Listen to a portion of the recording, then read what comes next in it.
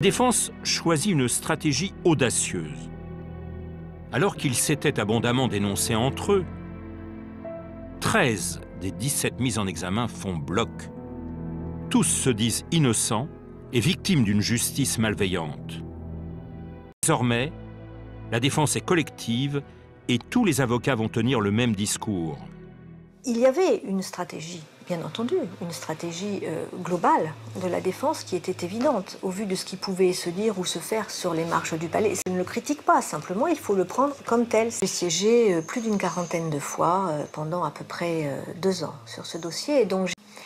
Et je me souviens que plusieurs fois, certains avocats nous ont dit en souriant ou un peu avec dédain, mais ce que vous faites là sur la détention, ça nous est égal.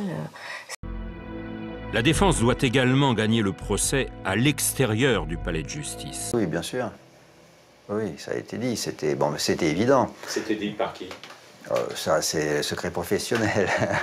Mais ça a été dit. Ça a été dit par des avocats, évidemment. Le rôle de l'avocat est de défendre son client. Seuls 17 des 18 mis en examen comparaissent, car l'un d'eux est décédé en prison. Dès son ouverture, la défense choisit de désorganiser le procès. Elle fait citer à la dernière minute 150 témoins. Face à l'ampleur de cette affaire, la cour d'assises de Saint-Omer semble débordée. Effectivement, c'était de bonne guerre. 20 personnes qui viennent dire que monsieur Untel est un homme estimable, généreux, gentil, bon père de famille. Ça peut bien sûr avoir un intérêt pour se dire, après tout, s'il est si bon père de famille, il ne peut pas être capable de faire les choses qu'on lui reproche. Du coup, plus personne ne sait exactement quand il sera entendu.